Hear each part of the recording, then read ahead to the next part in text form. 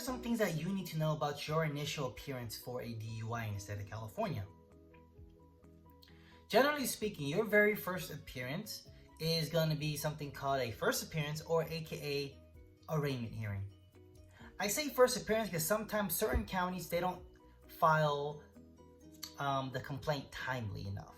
So meaning that even though the officer provided a citation date to come to court on this day, sometimes the county doesn't file by that time, and sometimes you have to come back again and again and again, and just to check in to see if a case is filed.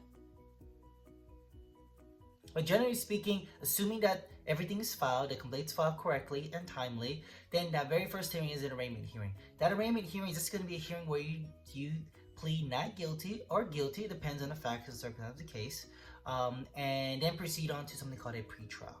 Something like that. The arraignment hearing is very straightforward. Sometimes you may have to argue bond hearing or OR arguments, bond or OR arguments to either reduce the reduce the bail, or have you out to be on your own recognizance, depending on the facts and circumstances of the case, to see if you have any ties to the community. Are you likely to come back to court? Are you a public risk? Are you a private risk? And etc.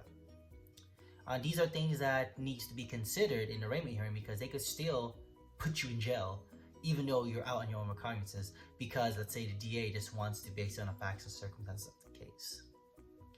If you have a first appearance or arraignment coming up for your DUI case, make sure you contact us at wshaw so we can advise you and be there for you. We're here to help.